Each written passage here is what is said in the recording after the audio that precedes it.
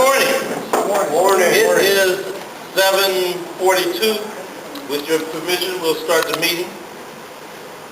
At first, I would like to have someone offer a prayer, and then we'll do the Pledge of Allegiance, and then we'll get into regular business. Someone want to do the prayer this morning? This guy said he'll do it. Thank you, Wayne. You can lead us in Pledge of Allegiance if you want, after the prayer.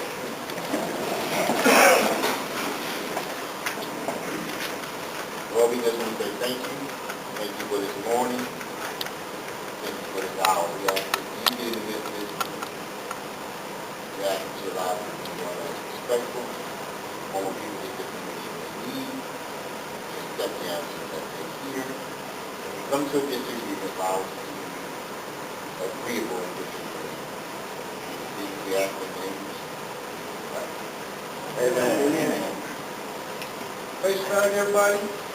I pledge allegiance to the flag of the United States of America and to the republic for which it stands, one nation, under God, indivisible, with liberty and justice for all. Thank you. I'm going to start the agenda with the report. The secretary is not here this morning. She called in earlier. And with that, we do not have the minutes. I need a motion from the floor to accept. I need a motion from the floor to have the minutes read at the next meeting. Do I have such a motion? Lynn Cornegay. Do I have a second? Wayne Crawford. All in favor of said motion signify by saying aye. Aye. I oppose, same sign. The motion is passed. The secretary also normally announces the request to have your electronic devices set on stun. That ain't right. Vibrate. Thank you, Governor. If you kindly do so, it would be much appreciated. I'll start this morning with the treasury report. Do you have treasury reports? I don't see any out there. So. Yeah. Okay. If you do not have one, they are at the table in the back. Take a minute to review them, please.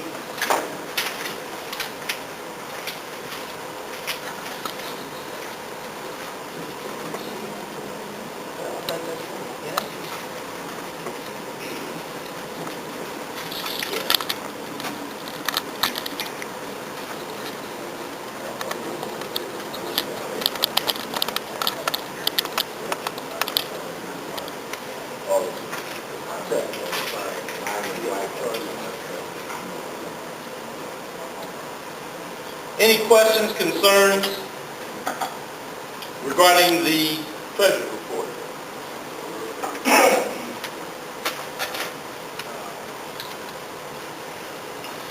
Questions, concerns, comments regarding the treasury report?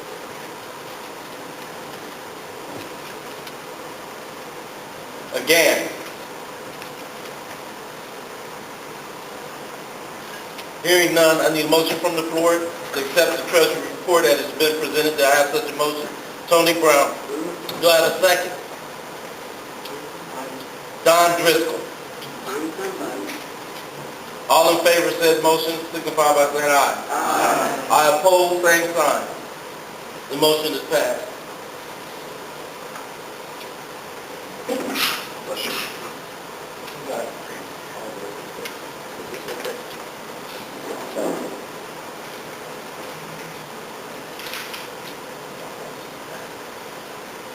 Miracle, is this at the back table?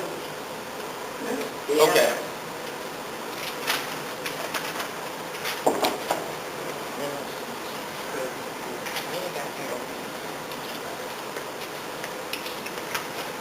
I'll do announcements first. On the back table, there's a leaflet from the Communications Committee outlining again our 14 touch points for communication. The team is in charge of that. All of these 14 things are available of the whole wide membership, 24 days, 24 hours a day, 7 days a week. And we're going to try to make sure these get up on the workplace shop boards. The Communications Committee has worked very hard to get these things and make sure they're there. And it's sort of a soaking of trying to make sure that the two-way communication tools are being used. So there's 14 different ways to get in touch, to get involved, to know. And they're listed here, their email addresses, telephone numbers, geographical directions, telephone numbers, all those things. 14 different ways, and the meeting is one of them. So you all that are here are taking advantage of one of those 14 right now. So this sheet is on the back table if you want to take one just for memory's sake or for distribution. The MWCIO is sponsoring a organized labor family night with the Clippers. This offer is good for 2 adults and up to 4 children aged 18 and younger, or 4 adults to reserve seating for a total of just $20. $20 for the Clippers deal. There will be 7 50-inch televisions to be given away throughout the night. And they're going to get us some tickets because the next line is see your union rep to purchase. So we'll have some tickets available here for purchase.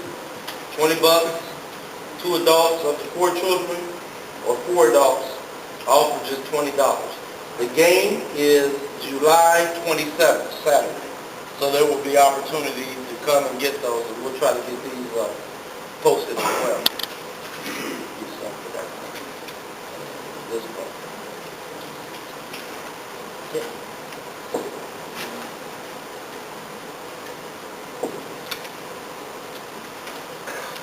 Dave Lesher, after last meeting, talked to me about a lot of things, but one of them was the value of a message about that's what dues pay for.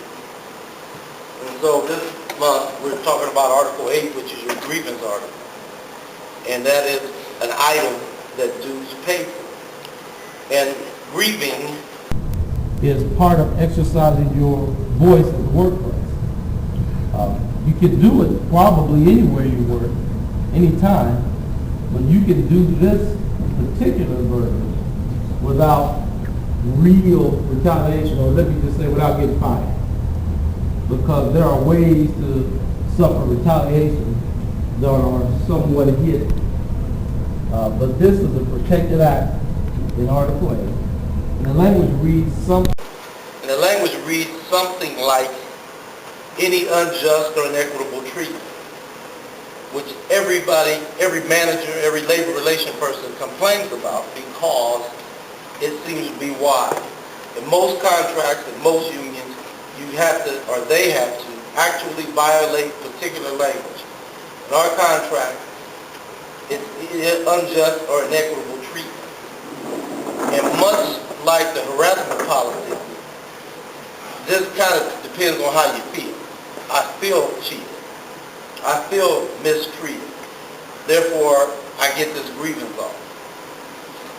That is particularly aggravating to a lot of managers, a lot of supervisors, more aggravating than probably any other article in the contract. We have underutilized it campus-wide. And so we feature Article 8 this month because it's that tool that you have to use. A lot of times I say it's like a rock hammer. You know, you chip and chip and chip away. You can't take down a mountain with one stroke. You got to beat that thing up, and eventually, rock by rock, piece by piece, you come to where that obstacle that you couldn't get around is an obstacle that you kick aside or simply step over. But it doesn't happen by magic. It happens by effort. And it doesn't happen immediately. It takes a little time. So if you're planning to stick around for a while, because we got guys around here that got 30 and 40 years, and I'm not saying it takes 30 or 40 years, I'm saying it takes more than 30 or 40 minutes.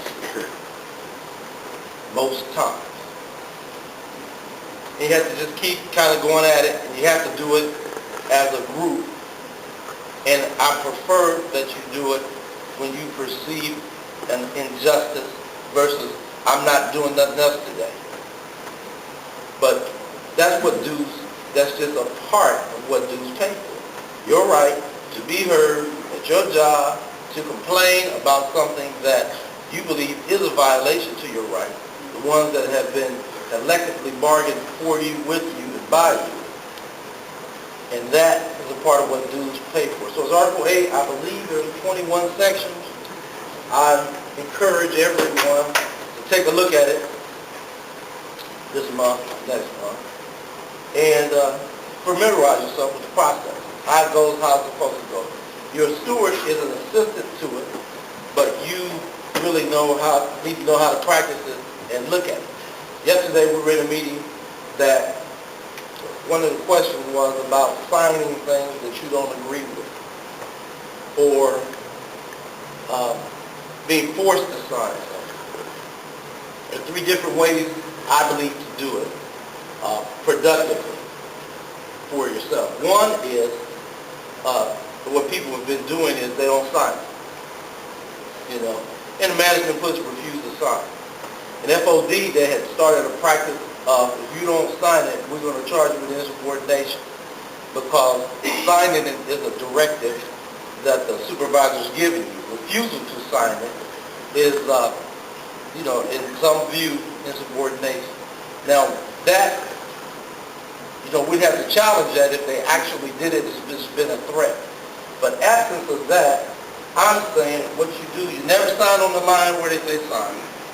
What you do is you write, I don't agree with this document. I believe or I allege this document is false, inaccurate. And then you sign under your statement. And so you've done 2 things. You signed the document and you said, I don't agree with it. Anybody else that looks at it from that point in any file, anywhere, any time, knows that you didn't agree with whatever was on that paper.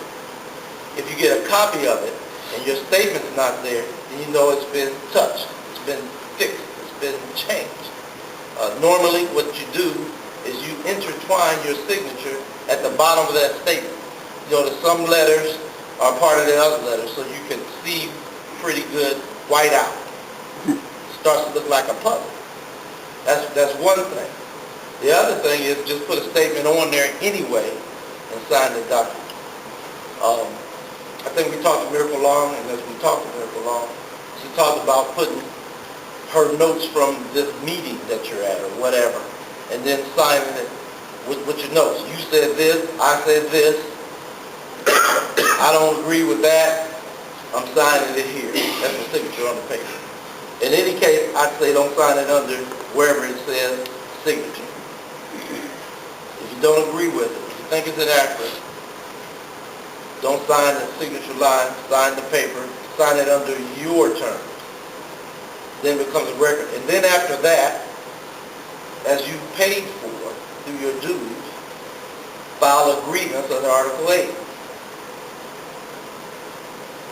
Saying maybe practically the same thing you said on the form. Now I'm grieving. That is a part of what dues pay for. And that was just sort of improvised conversation. And so I wanted to kind of keep that message flowing for that. We're going to have in this summer negotiations. They expire at the end of June, these contracts. Pickaway County Job Finding Services, Franklin County Veteran Service Officers. Well, actually, for Veteran Service Officers, we're just starting early. And we got to do the faculty club or starter or something. There have been rumors where there have been signals of a leasing or selling of the services of the power plant. It would be much akin to what has happened in parking. We anticipate that same kind of money or just more. The parking was $500 million deal. We expect that the power plant would get more. Right now they have an RFQ out, that's a request for qualifications. It would affect about 20 different titles. Miracle, I see you. It would affect about 20 different titles, and so we're going to sort of strategize. There's an international company that strategizes actions to keep public works public. to fight privatization. We have a conference call scheduled this Wednesday at noon with our international, Brooks Summit, the International Vice President for Public Works, and that in that association, the attorney will be a part of that, so we're going to strategize with the numbers and see how we can battle this. They've been successful in keeping private concerns out of city works. As you know, all across the country, there are companies, investment companies, who are trying to buy the parking rights to cities. And they've been successful in doing so, successful in purchasing them. But the venture hasn't been successful. So what happens in our example, we got to get that state rate. What happens in the example is that a company buys the parking in Chicago. Let's say Chicago. Because they did it in Detroit. Absolutely bought the parking in Detroit. So let's say you, Tony, you got a business on 32nd and Main. And you say to the city council, listen, I can't have these meters out here, you're killing my business. So the city council, city property, it's a city service, and they say, I can't do anything about that because that money that comes from that meter belongs to the company. We already sold it. So you have elected city council. They are supposed to be the guardians or stewards of the city, and now they are prohibited from doing their job because they sold their rights away. So you suffer in your business because a company is getting profited from it. That dismantles what democracy is about, and that dismantles what voting and how the city officials are about. Company just gets the money. You suffer, nothing you can do. If the council would have said, listen, Tony, we're going to remove that meter for you, they have to pay, normally, they have to pay a fine to the company of the estimated money that they will get for that spot. And normally, it's not the estimated money, normally it's like 3 to 5 times the money. Say you are an Italian American. You want to have an Italian festival on Broad Street. So you're going to cut off the street, which means those meters or whatever parking is there is out for that day. The city has to pay the company their estimated money or more because they're not making money for that day. So the city doesn't have any authority to do what the city is supposed to do because they took that money. And if they do it anyway, because they kind of can do it, so far, they still run the police department. They cut that street off, but they have to pay a fine. Or the company can sue them. And that's how those deals are made. It is never good for the public. It's never good for business in the city. It is never proven to be a good thing other than the people who get the profits, which would be the private investors. That's that mingling of private funds and public services. That all the way back to Abraham Lincoln has advised never do it. Private funds, private people always corrupt the public system. Always, always, always. You are not their constituents. You did not vote for them. They don't need your vote. They don't care about your vote. You are a non-factor. Public works and public officials are supposed to be working for you, are supposed to be working for you. At least that's there. But the private industries are not supposed to be working for you. It's not trying to tell you they're working for you. They don't care about what's happening. It's always bad. So this organization that we're going to have this talk with, this strategy talk, we're going to do that Wednesday to try to see what we can do to avert privatization of the power plant. If indeed that's what it is. It may be something different, but I believe it's better safe than sorry. So that's supposed to happen this week upcoming. And it is real for the power plant. Power plant. Miracle, I want to recognize you. I had her first. Okay. Go. This is always one off the agenda. This time you didn't do the roll call for all. It's not on the agenda, but we're going to do that. Okay. We are going to do that. Matter of fact, we're going to do it right now. Go ahead, man. You go first. Now, what did you say you were going to do this week? You said, as far as the power plant, what are you going to do this week? What's happening this week? I'm going to have a conference call with an international organization that strategizes against privatization. Okay. All right. I didn't catch that whole thing. We did roll call our officers silently, but I would like the stewards to stand and be recognized because we haven't done that. Let's start here, Madam. Lynn Cornegay, Student Life South Area. Mark Dew, Lyman, Ocean Lyman. Clay Brown, Middlesex.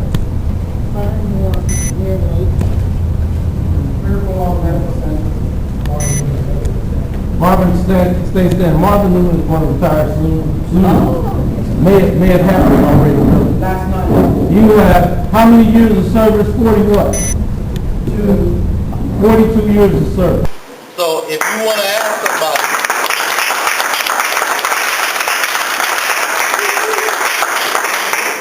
if you really want to ask somebody, do grievances work and how many you have to file, he is your expert. For 42 years, Marvin has been marching around, filing grievances, talking crap. On every shift there is in the hospital.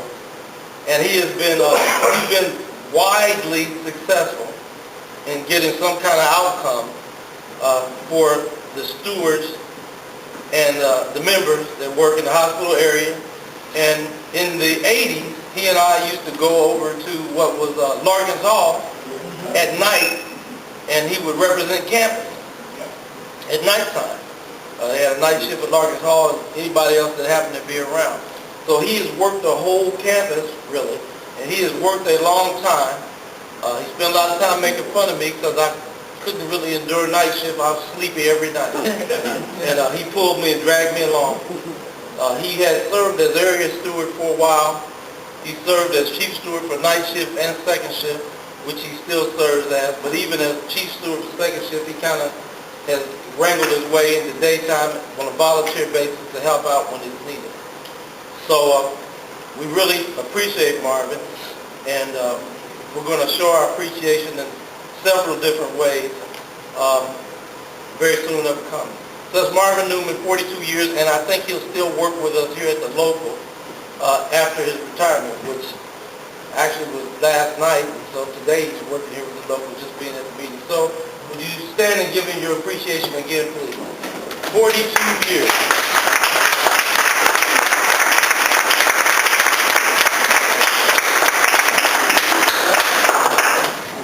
Mark, you want to say anything? Okay. We got to mark this down. That will never happen again.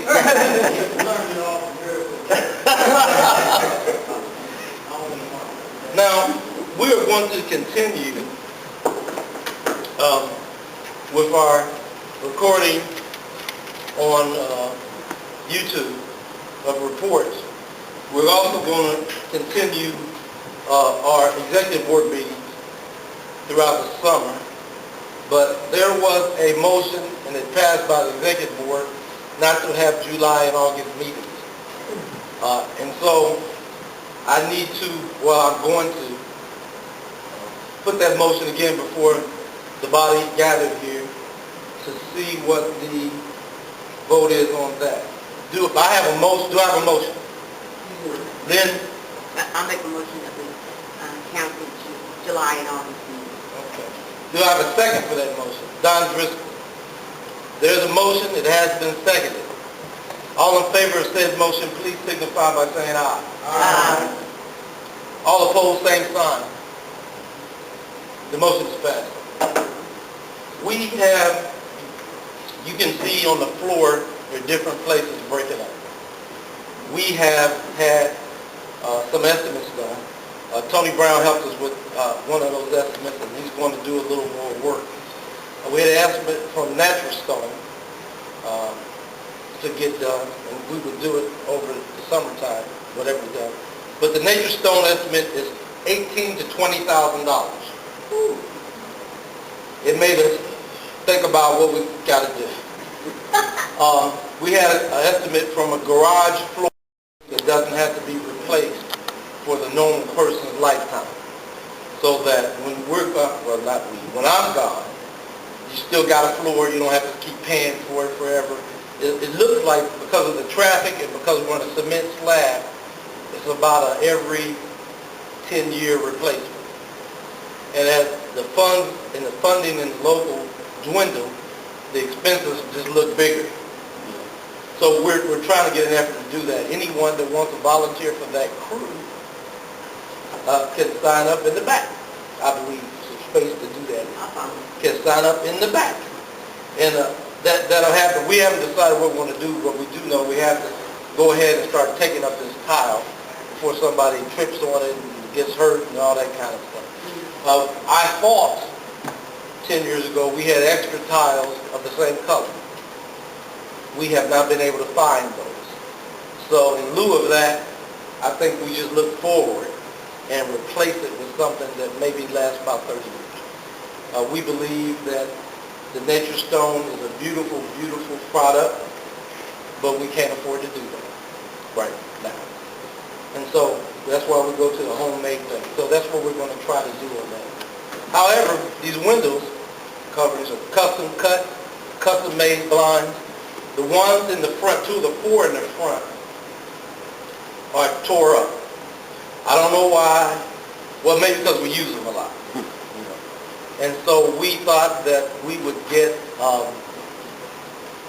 tinting for the window. You don't have to pull it up and down. It helps with temperature control. And it offers, in the daytime at least, a little bit of a security thing because you can't see in them. You can see out. And so the executive board on Thursday evening approved an estimate for that for $680. And so I'll put that to the membership as well. I need a motion to approve that money that the executive board approved for the window tinting. Do I have such a motion? Tony Brown, is there a second? Lynn Cornegay.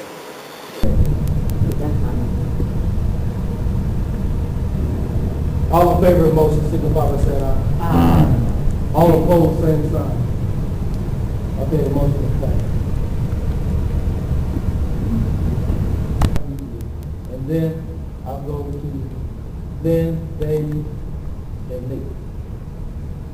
Go, sir. Set up, be recognized. Please. Oh, I didn't understand what we're redoing the floors, is that what you're saying? No, that's done. Now I'm asking, do you have any questions? Yeah. Okay, go ahead. Yeah, that's what I was just asking, what needed to be done. I didn't really- Oh, we're going to pull up the tile and put something on it. It's going to be approximately, we're going to stain the concrete. We're going to fill in the holes and cracks and then put something down on top of it. If we stain it, we're going to polyurethane it or something like that. If we do something different, I think Tony's going to investigate for us laminate flooring. So we'll look at that and see if we can get an estimate on that and think about what that would be, what that would do. Okay. I do know that laminate flooring will allow for the settling of the floor and not be disturbed necessarily, because there's a little cushion built into that that allows that to do that without messing up the floor. Okay. Fine. Lynn? Cornegay. Yeah. Stand and be recognized. I just wonder what advice, I guess I've been given the advice of telling the members that in the areas in which these managers rotated and changed areas, and now they're coming up with all of this attendance sheet throughout. And there's a lot of errors in these attendance In the tennis record? Right, in the tennis records. They go back and they try to talk to their past managers, and their past managers are saying that their attendance is not correct, but yet still there's no proof, or they're not coming forth to say that they're incorrect. What can be done, or what are we going to do about all of these attendance issues that coming out of these changing managers that they didn't keep up with before and that simply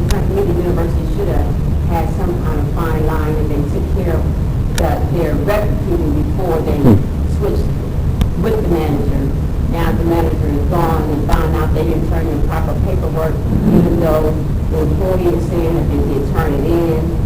They're saying that they did call and, they put their service request in 3 days prior to their appointment, but now they're finding out that they're getting an occurrence because they took that time, and even though they brought the doctor's statement back. But there is, I guess, I don't know where the proof is in front, and a lot of them didn't get Xerox copies of their doctor's statements and everything. So what are we going to do?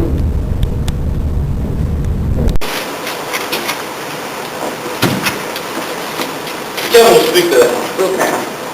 We had some meeting regarding attendance, and he has an opinion.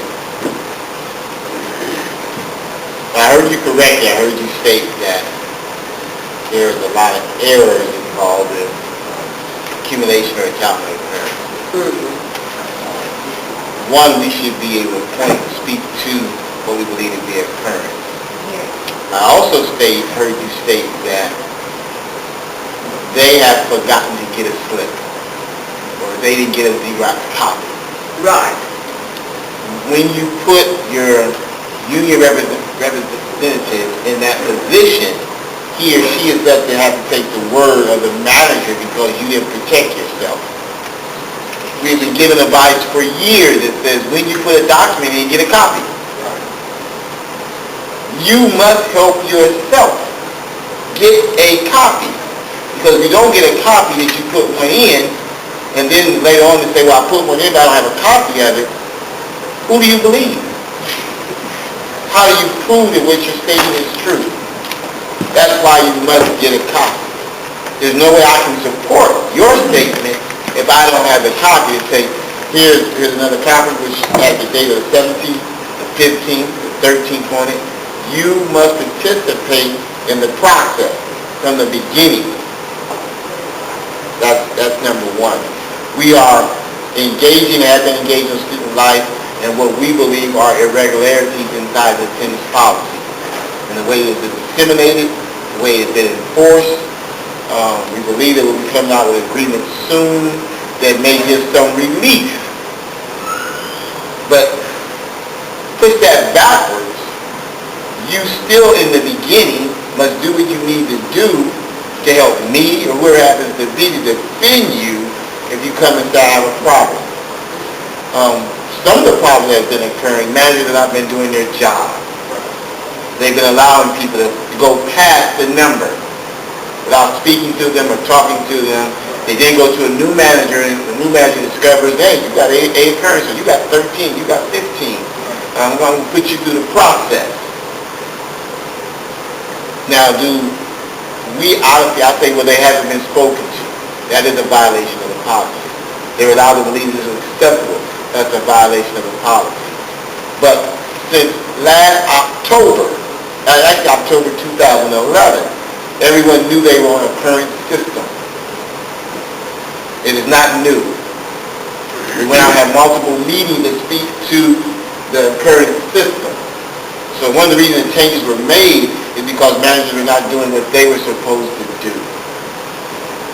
And the reason that they had a discrepancy that they had is because managers allowed some folks to go with 32, 28, 27, 18, and others to go at the number 8. So therefore, all managers are being called on the table to make sure that you get your numbers in and cut out this disparity. So those things are rising because we are agitating the system. And those who have been allowed to skirt or skate, I can't continue to allow them to go at 28 or 27. They must be held accountable to everybody else who's going at 8. And we're going to have a system that is fair. So we need them to do the things they can do to protect themselves, and they can't ask us to allow them to continue to be allowed to go at 32 over here because my manager is sitting in his office and not doing anything, and I go at 32. They want me to support that. I can't do that when they took Wayne at 8. They didn't take Wayne at 8, but that's the example. Or they take Kevin at 8. So we're trying to get it fair across the board, which is what the system is supposed to be. We want everybody to be judged on the same scale, at the same level. But they have to protect themselves. Always get documentation, get a copy of everything that you put in, a copy of everything that you put in. Because it's very difficult afterwards and say, I put that in, I don't have a copy, Kevin. How do I know? How will you know? And the manager says, I don't have a copy. If he doesn't have one, and you don't have one, who appears to be right? Can I ask you a question? Yes. Where do these documentation go? Do they go to HR, or say for instance, you go to the doctor and you get a doctor's statement? You did, well, personally for me, I got a doctor's statement, I did make the copy, but in process, I was moving, so I cannot find a copy. Do HR still have these copies? Your doctor's office will have a copy, and you can get your, if you lose it. Sorry. Go ahead. Go ahead. Oh, sorry. You got it. That's what I want to know. Where do these copies go? Do HR have them, or who has them? The manager? You gave a copy to your manager. Correct. One should be in his file or her file. And that normally doesn't get sent up above and beyond until it's time for you to have some type of documentation, whether we're trying to give her a DCC, someone comes and checks her file, that's in your manager's file.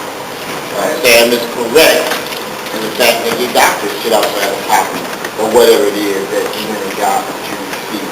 So there's two places besides where the stuff that you give them, where you should be able to get them. Okay? Does that answer your question? That answer my question. So, do you understand what I was saying to you? Okay. They have to help us protect them.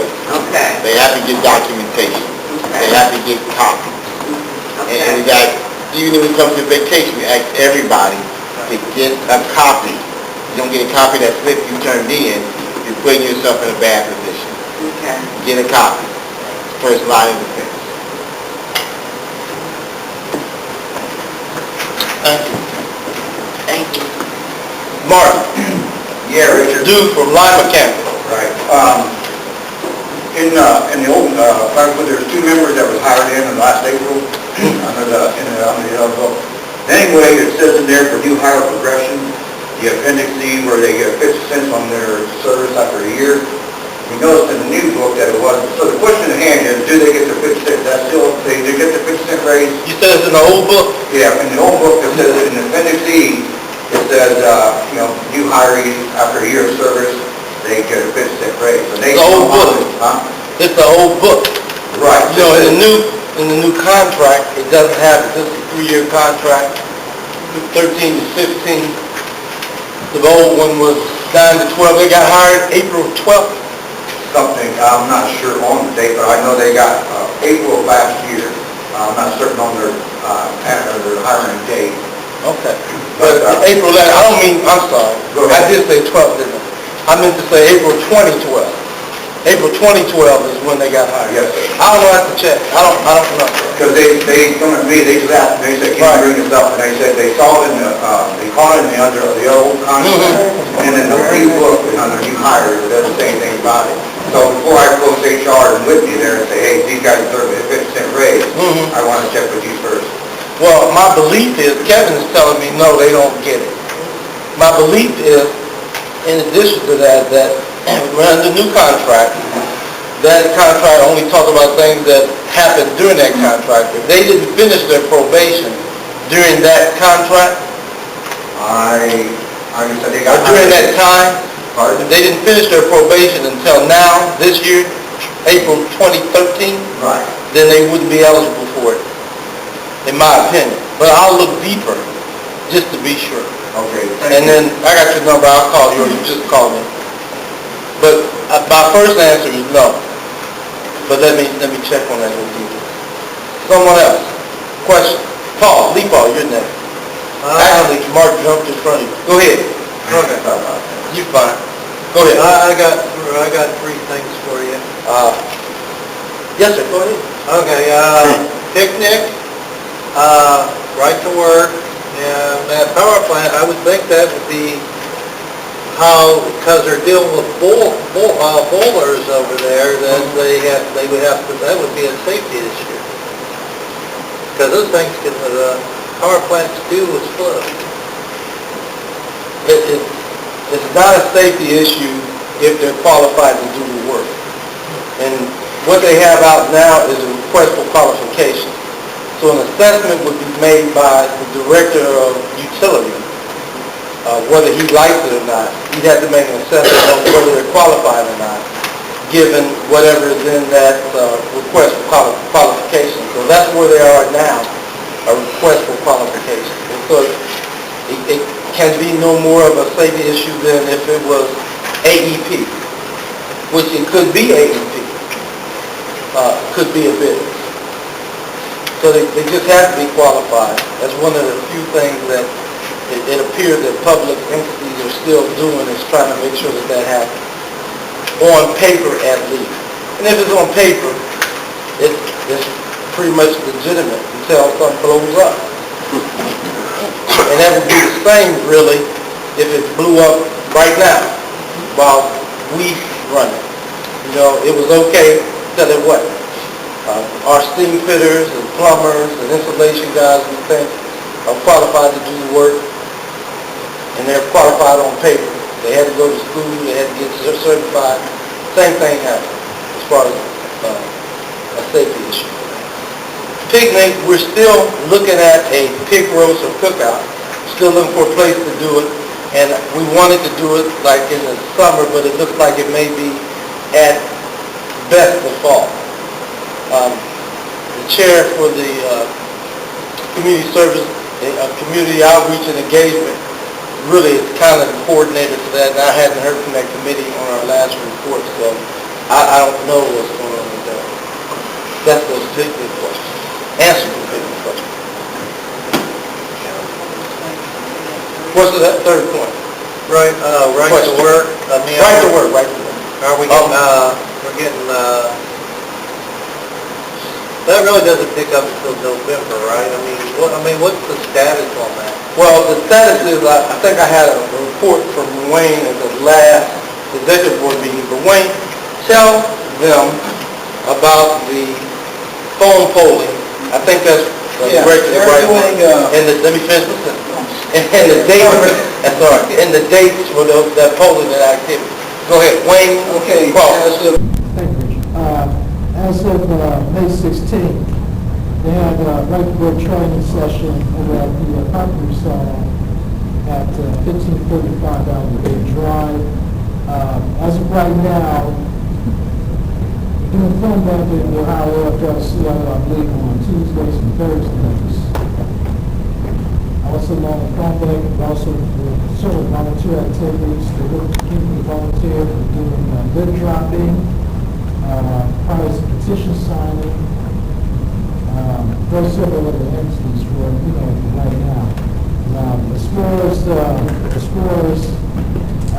right to work, there's several meetings throughout all the locals on right to work.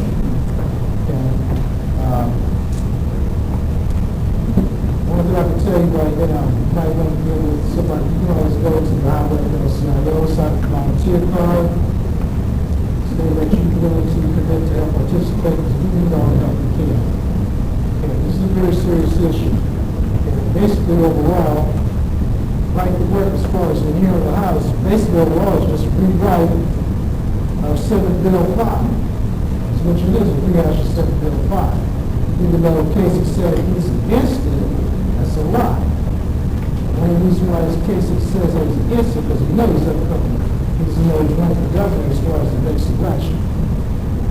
So that's one of the things we pointed out at. We can use volunteers for the Highway FLCIO. All you have to do is sign up. If you want to do the phone bank, do that. If you want to help do this, do that too as well.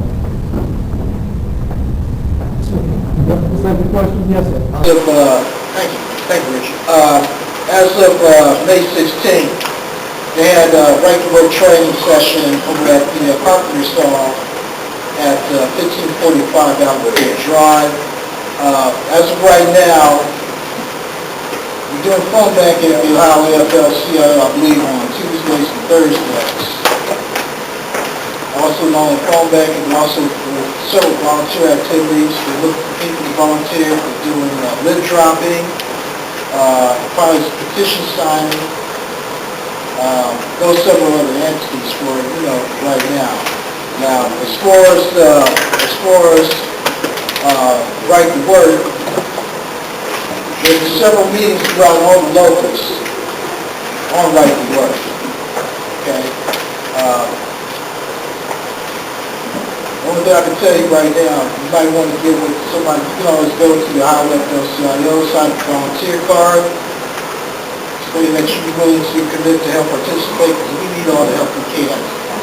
Okay, this is a very serious issue. Okay, basically overall, right to work as far as in here in Ohio, basically overall is just a rewrite of Senate Bill 5. That's what it is, a rehash of Senate Bill 5. Even though Kasich said he's against it, that's a lie. The only reason why Kasich said that he's against it, because he knows he's up front. He's running for governor as far as the next election. So that's one of the things we pointed out at. We can use volunteers for the Ohio FLCIO.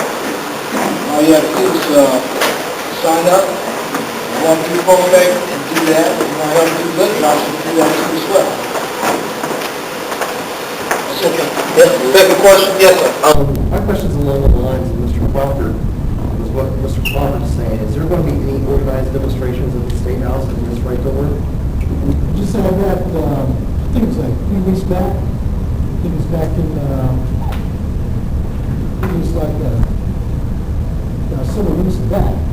I'm sure there'll probably be more down the line. What you guys are going to have to do is, maybe like, think the Iowa FLCIO. It's right down like at 399 East Wall Street. Everything you sign up. Do you have a website? Yeah. Okay. There's a website for Iowa FLCIO. You can always sign up for text messages for the Iowa FLCIO. I always get text messages all the time with the Iowa FLCIO, all kinds of stuff in the day. That's our area, right? Well, Iowa FLCIO is over all the unions. We're one of their involved too as well. Yeah. AFL-CIO is an affiliation. It's supposed to affiliate all the unions. Our parent is in Cleveland and D.C. And however, what we can do is we have a sheet that is our contact sheet, communication sheet. If you would like, if you would like to be contacted that way, fill out that sheet. They'll send you text, and we'll send you text alerts. So if you get charged for it, it won't happen every day. But that way you can stay up on what's going on and where it's going on. And that's basically how we get our reports from them. And so you get one of those contact sheets, you fill it out, and you'll be in the loop. Okay?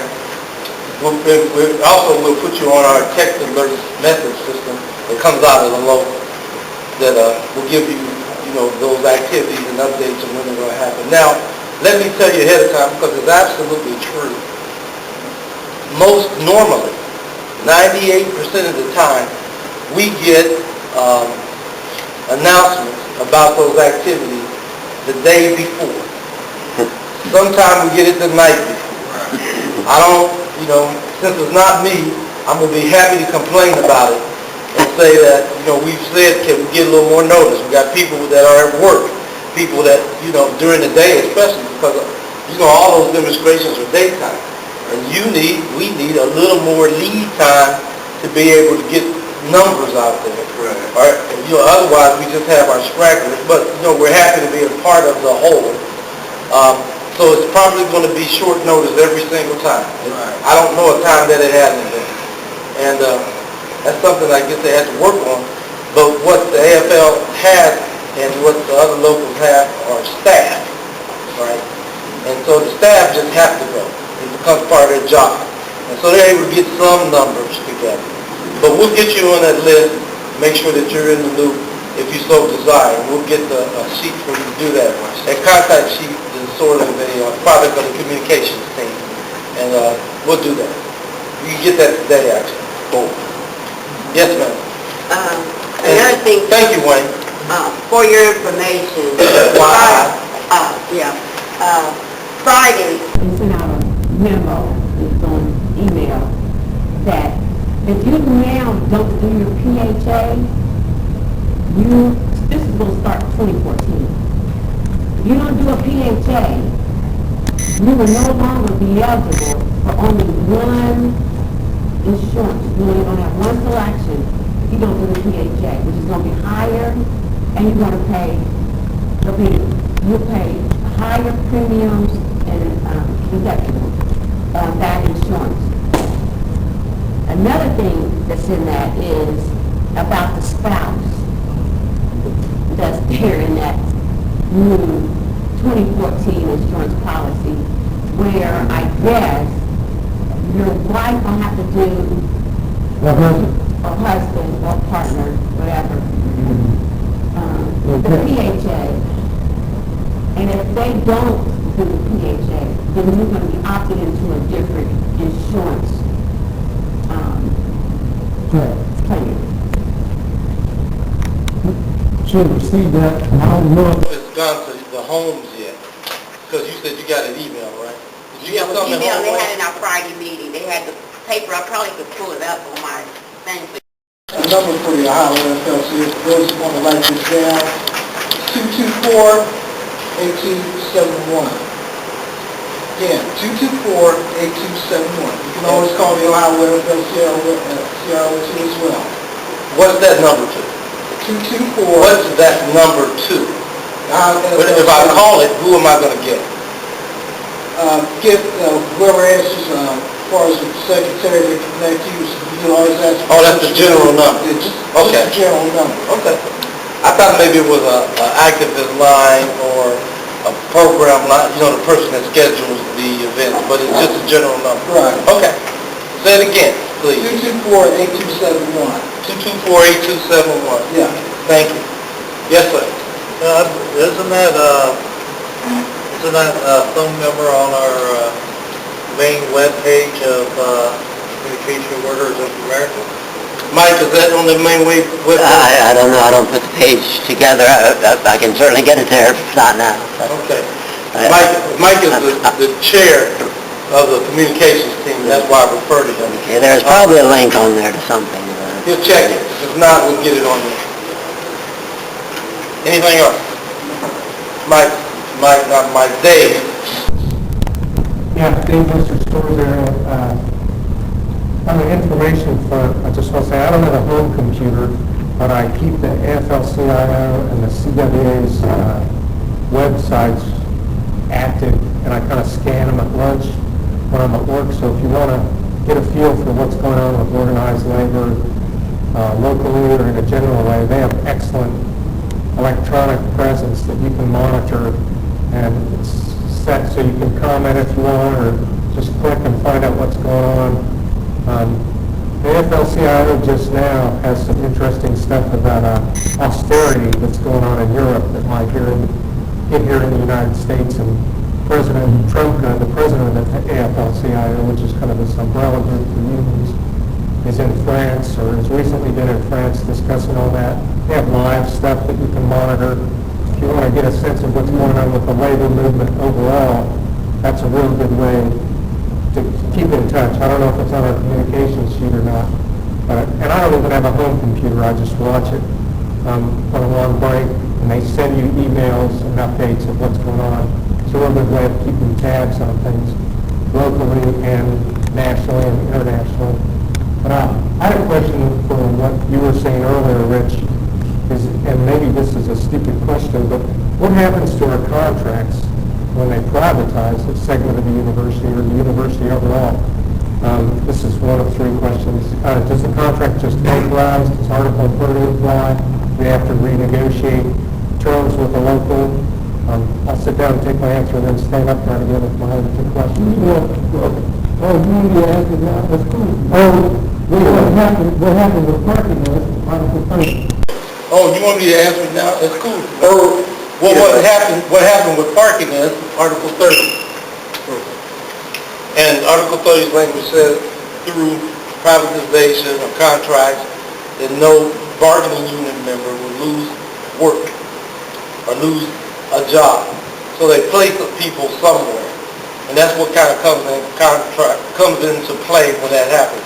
So all of our members that worked in parking are either still working somewhere on campus doing something similar to what they've done, or they were close to retirement and took the option for retirement under different kind of severance plans. So all our people landed safely, which is sort of like a secondary situation, because now our union or your coworkers are out of the business of parking. So that is just a negative that has to be there. The positive, of course, is that all those people still have jobs, all those people are still eligible for retirement if they're scheduled. Some of them made more money than they would have made if they kept working. And some of them, by choice, may work for the company. That's number one. Okay, that's a great example of dues protect, which is the phrase you used a month ago. Right, And that's it's a good one. dues paid for. Yeah. Yeah, it's nice that the contract stays in force in some respects, so private. Organizations and a complete threat to people at the point where they're sold, and they're readily sold by certain people on campus or experts at selling certain areas that they feel they can't manage. But on to the topic of can't manage. The stores area on West Campus, they've been playing fast and loose with our classification language and system for some years. Since a group grievance way back in 2009 and before, when we tried to negotiate language that's clear, they have kind of a hodgepodge that plays into their management system other than classification, which is favoritism and discrimination. And that relates directly to them having the right to title jobs, make work assignments, and whatnot. They've got managers and assistant managers doing what are customary or union duties. They hire temporaries and train temporaries and work them in union duties. There are all kinds of things going on that make it a hodgepodge. And recently, in the storage area, job specifications have become an issue. And I want to recommend to the local that they look at that as possibly having implications for all the members and the rest of our contract language. I want to bring up that point, not just because it applies to me specifically, but it affects merit pay, layoffs, retention, overtime, job assignments, all of the above as a very important section of protection that our contract would normally cover. Do they have the right to make job assignments and title assignments that undermine existing union titles or undermine long-standing job specifications? That might make a good arbitration case at some point. The other thing I was going to ask about that got relieved by the notes to the executive board amendment is the Secretary of State's office. That seems like a good instance of management out and out violating a contractual agreement, and I'm really glad to see that proceed, and I think that has implications for our local as well. And if you want to rebuff that whole thing and talk about Secretary of State for a while, what that case looks like. I will rebuff it, but I will tell you that I disagree with the language of our local as well. Right. It's our local. So I agree with having implications for our local. I think that we work considerably diligently to have everybody understand that those units are our local. There is geographical separation, there's title and kind of work separation, but it is one local. And I like to say that it's 4501. Now, I want to be careful because I'm not trying to put no one university thing on there. I'm not trying to do that. I'm just saying that whether it's the Secretary of State or it's Pickaway or Franklin County, it is our local. Other than that, I agree with you 100%. There are implications there. We had to move forward to grieve, and I think we probably have never fought so hard not to grieve. They wanted to grieve, and they wanted us to wait till 2015 for negotiations. And I think that we tried to tell them or give them the opportunity to say, hey, we didn't violate the contract. Show us. that you didn't violate the contract. Actually, all they ever said was we did violate the contract. We said, well, show us. You know, we have a constituency to represent. What we've shown our constituency, what we've seen, appears to be a violation of the contract. If we're wrong, just show us. We don't have a dog in proving you wrong if you're right. But they're wrong, and we have to grieve it, and we'll see what comes out of it. The classification system, I think, should be really a project of its own. And as soon as I have sort of a focus on it, I think it's bigger than a grievance, you know, and it's smaller than striking, maybe. I think education has to be done on how deep it really is. I think that some of the things that have happened on campus and at the Secretary of State, maybe Pickaway too, says that it's deeper and bigger than it is, it has to be addressed in the long term. I think we still struggle with taking care of the short term and the fires, and it gets us kind of out of focus for those long-term solutions and things that happen. One of the other things that make it bigger is that it's not just Ohio State, and it wouldn't be just Secretary of State or Franklin County. It is a statewide legislative agenda to break down classified service system and employees and public workers. And so it's a bigger kind of project, and I believe that the appropriate thing to do is, when we finish talking about the power plant, strategizing about that, it should be an additional agenda item for the strategic call that we're going to make this week, or put it on the agenda for later. Because it's a world-changing event, and we're only like 2,000 strong, but that doesn't mean that we can't make an impact on how that world changes. And so, looking at it that way would be helpful, and I have to be, well, it's my job to try to lead in that particular way, and we'll try to do it. Classification is deep, and you're right, it's more than just your department. It's really more than the university, it's more than the state. I think the whole country is facing legislation which makes those rules and the way the world used to be for public workers different. So we have to try to niche out where we're going to be in that big thing. So I know that's kind of a long answer and not particularly comprehensive, but that's where I look at it. Questions? Mark? Yes. I had a current class. Or a couple weeks ago, maybe a week about May 18th. Anyway, our labor, he worked 10 hours on Monday, 8 hours on Tuesday, 8 hours on Monday, 10 hours on Tuesday, 8 on Thursday. Then he had asked the supervisor that he could leave early at 9 o'clock on that particular Friday. And when I come to find out how it worked, he ended up having, he ended up having 36 hours on the day he left on Friday. And he came back, and we do it by 8 time on the computer. So he had 6 hours of comp time. He put 6 hours of comp time over on his, that pay that week, which gave him his 42 hours, so it gave him about 2 hours that he worked on that particular Tuesday.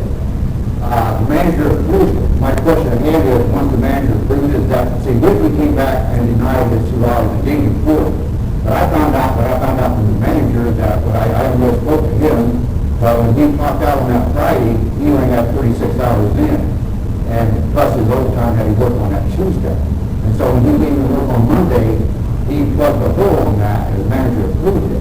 And then Whitney just turned around and gave him a straight 40, but not no 42. So my question is, once the manager approves it, is that it? Or can they use that comp time to do that? Okay, Mike, I think I'm going to respond to that.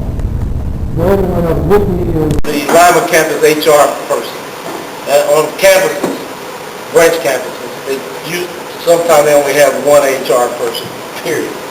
And that's who he's talking about when he said, Right, and I'll tell you that her assistant, she was out for a year now, and ever since we got this new assistant, and mainly a lot of this is coming from, a lot of pay issues come from the ground. Tim and all them, they got a lot of pay issues over there because they think HR is not doing, because they do a lot of comp time, they do a lot of come in early and all that. So I got a few pay issues when I get back with you. But anyway, go ahead, Kevin, I'm waiting for you. Overtime is all have to go, until you reach 40 hours in an active pay status, there is no overtime. Right. Even if you work 10 hours one day, 12 hours one day, it's not till you get to number 40 in active pay status that overtime begins to accumulate.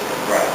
So he may have thought that on Tuesday, if he worked 2 hours over, that was overtime. It wasn't overtime. That was 2 hours that pushed him closer to the number 40.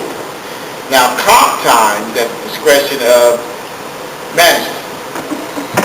What? It's at the discretion of management. They approve your usage of comp time. Right, okay. So what he needed to do, if he had asked in advance for vacation at the end of the week, vacation hours are part of the counting accumulation back to pay status. But comp time is not. And since they give the approval of it, and not us, in essence, and they grant approval for 4, they grant approval for 6, that's left at the sole discretion of management. What? It's the sole discretion of management, your approval of comp time. So we have to be careful, I say a lot of times, we put things in comp time, because it is at their discretion, your use of comp time. That's contract language. So, in essence, they were correct, but the way in which you do that is you ask for vacation towards the end of the week and not comp time. And you attempt to do those things in advance, but you don't reach overtime until you've gone past the number 40. Right. And now if you work 10 or 12 in one day. Right.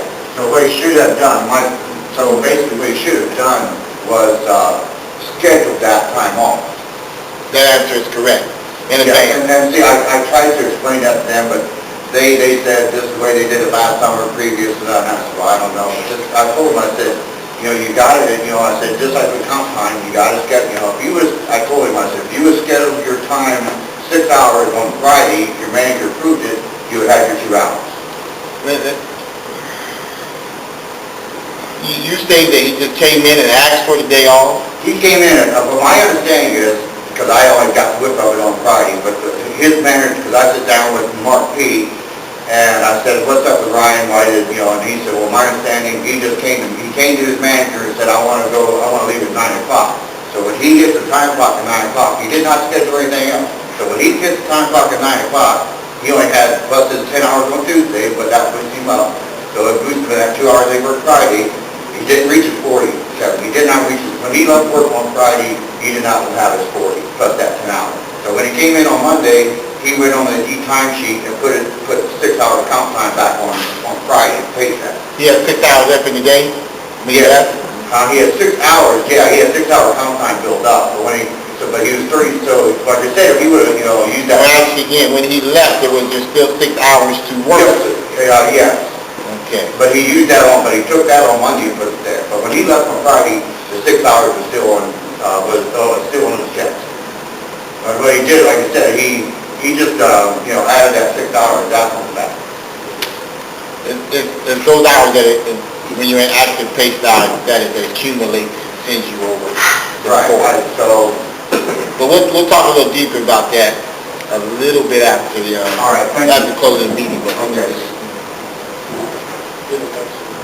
Can we have a motion to extend the meeting?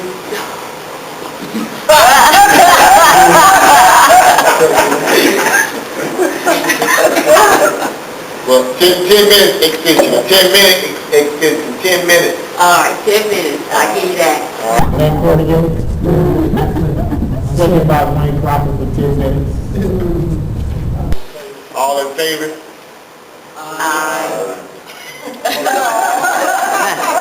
All opposed? Motion's bad. All right, listen, I have the executive board report. You should have it, it's been distributed. Are there any questions, concerns, or comments regarding the executive board report from May? Questions, comments, concerns regarding that report from May? From the month of May and from May after. So it's from both May.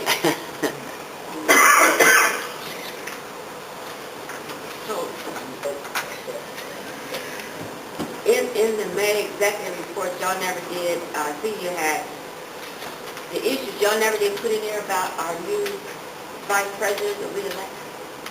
Y'all didn't discuss that? If it's not there, we didn't discuss it. Oh, all right. It was discussed at the last meeting. Right, yeah. Okay. We didn't discuss it as a matter of subject. I think we talked about it when we got back. Uh-huh. And so I guess we didn't have a need to discuss it. Everybody did. Okay. You want to, well, I can't add it, but we can make another announcement. Questions, concerns, comments? Hearing none, I need a motion that this report be accepted as it's been presented. You know it's the back page too, right? Right. Okay. That's what I read. Do I have such a motion, Lynn Cornigan? Yeah. I have a second, Don Driscoll. All in favor of said motion, signify by saying aye, please. Aye. All against it? Motion is passed. Is there a motion for the end of the meeting and the door pack? Yeah, I did. I thought that's what you were. Have a motion from the floor to end the meeting and to do the drawing and end the meeting. Right. Is there a second? Wayne Crawford. All in favor of said motion signify by saying aye. Aye. All opposed? The motion is passed. Here comes the ticket.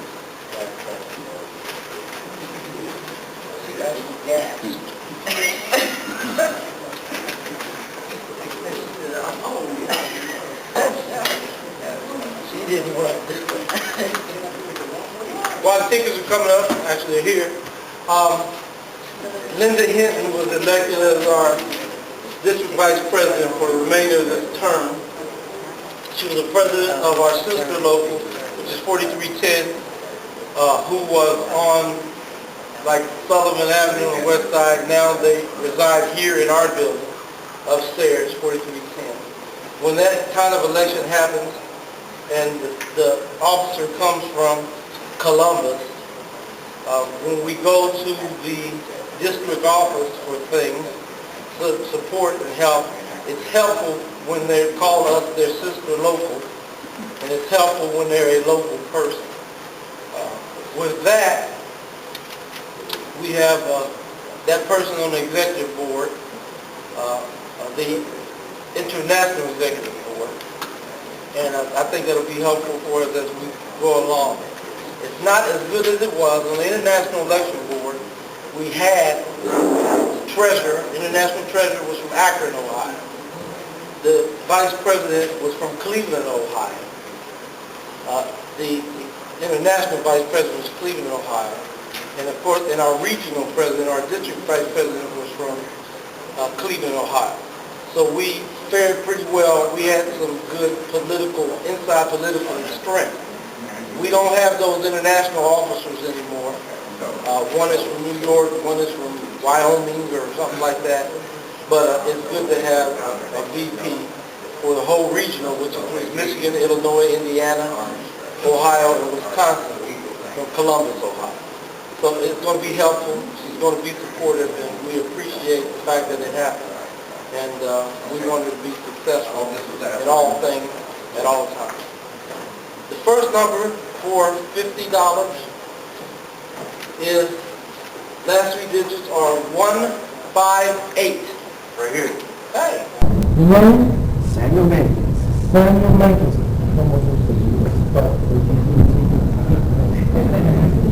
M-A-N-K-I-N-S. He ain't happy or nothing.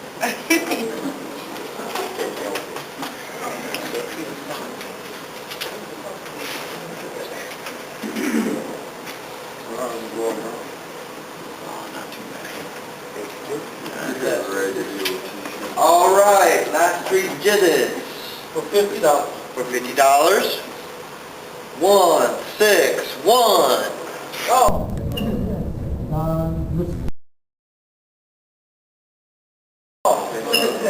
Don Driscoll. Man, he attends once every 10 meetings and wins every time. $75. $75, 163. Right here. Oh, all right. Worth the trip, huh? Hey, yes, indeed. Well, I got the master's fee, so. Don, I'm here to give you the next prize, Don. Mark Duke, come on with the ticket. We are adjourned. There you go. Yeah. Show me, Mark. You want me to keep this one? Hey, I can bring it out one.